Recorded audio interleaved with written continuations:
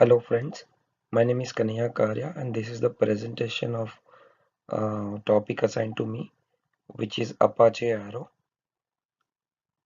So let's get started with that. So these are the points which are given to us to consider while giving the presentation.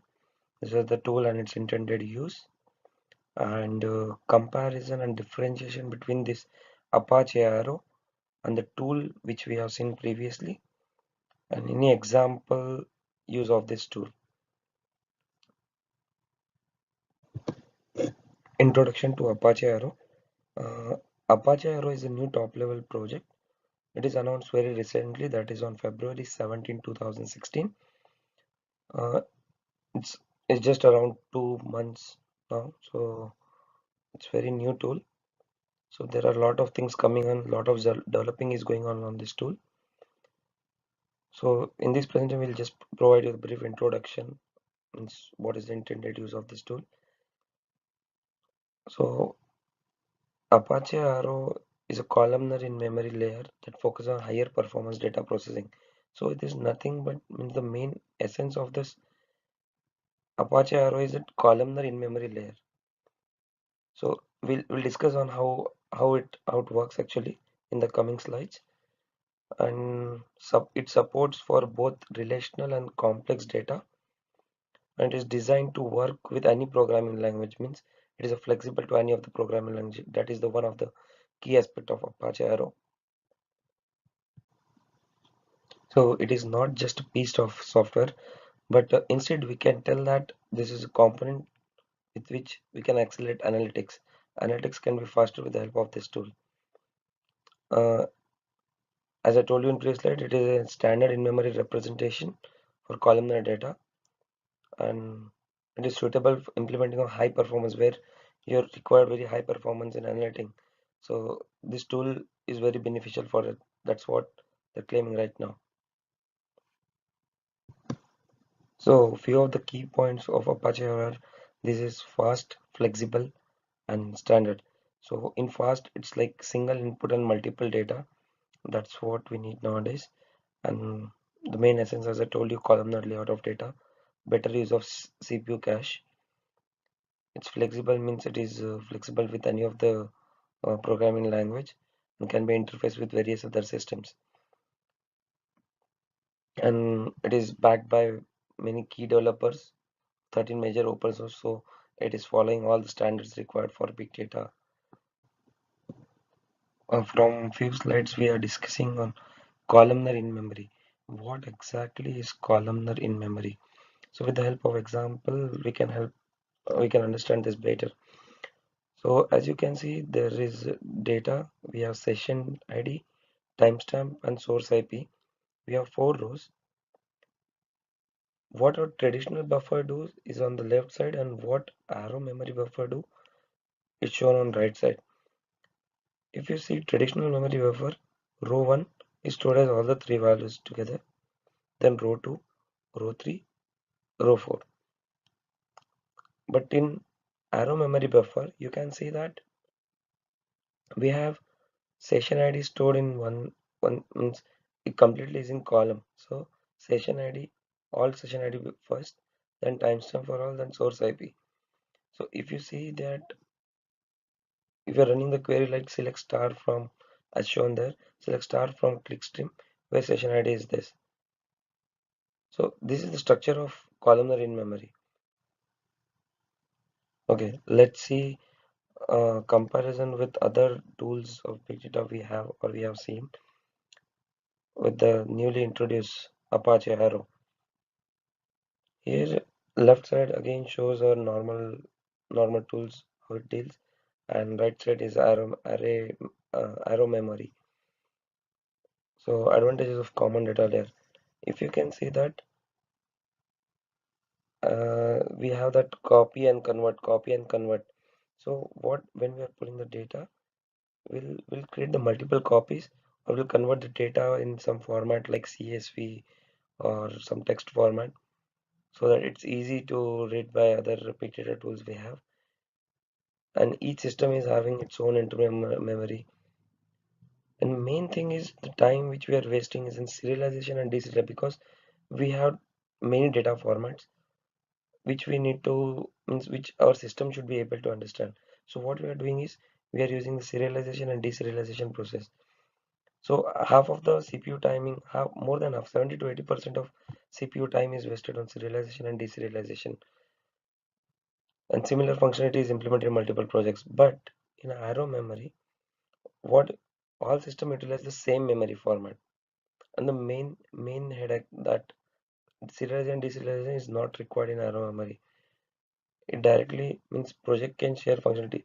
We have same kind of tool where we have columnar and this thing that is Parquet to Arrow data, but there are some drop Apache Parquet columnar data storage too. But what is the main thing is Arrow is an ideal in-memory container for data from a Parquet file. So it is a performance on nested structure, and it is optimized for mainly for analytical performance. So it's better to go with Arrow with in that case. Few more points why to use Apache Arrow. Columnar in memory layout permitting big of one random access. That is just by walking the variable length dimension offsets. So complexity is big of one for that. And Arrow is aiming means their aim is to serve more than Hadoop ecosystem and instead connect entire. So they're trying to build entire software ecosystem, and it's not just Hadoop. Also, few important things are scanning values for analytical purpose is highly cache efficient in this Apache Arrow, and permits SIMD optimization with modern processors too. Yeah, let's say the intended use. So our main factor is speeding up. We are not using traditional data, we are using big data. Main purpose is speed. Again, in big data, we have a lot of tools where we can increase the speed. So this is one of the new tools where we can try to increase speed. As you can see that 10 to 100x speed up on many workloads,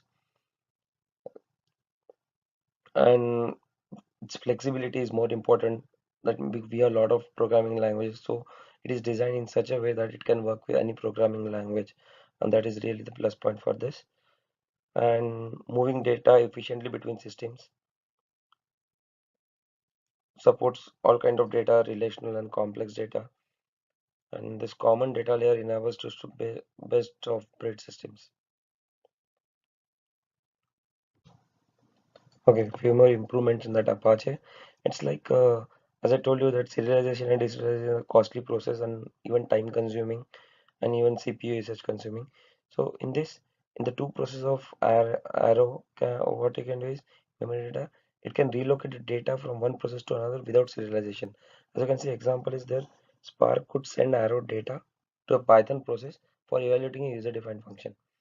So see how easy it is now to do things.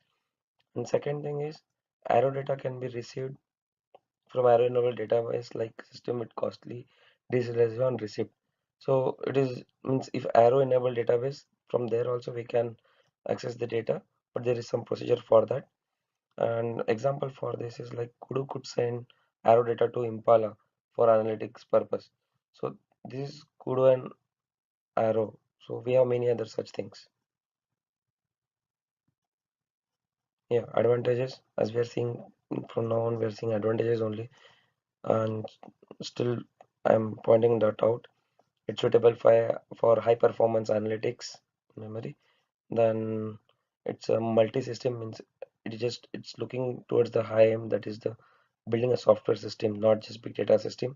So enables multi-system workloads by eliminating cross-system communication overhead. What are the main point was there to communicate with other system, that is reduced in this. And it's cheaper because all those things are reduced in this, like serialization, digital time consuming CPU usage.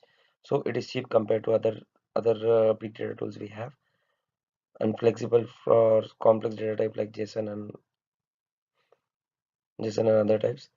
And main targets are Impala, Kudu, Parquet Square because these are the compatible big data tool in compared to Arrow.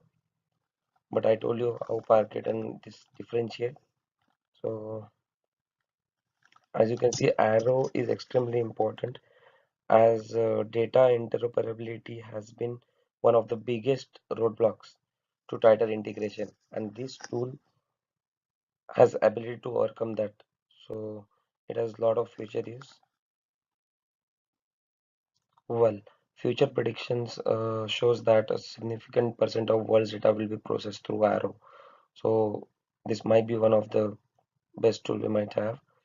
And as I told, serialization and deserialization tools can be obsolete.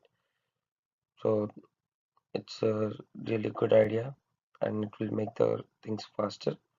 So I hope this tool comes as this is. Yeah, there are not a lot of references available for this Apache Arrow as of now. As I told you, it's just been 2 months. So the main references and data I got it from its official website, that is arrow.apache.org, and Cloudera is a contributor to this Apache Arrow as well. And so Cloudera is having good note of it. So you can refer those website. It's having a lot of other information. Thank you for listening this long video, and I hope you have enjoyed the video. Thank you.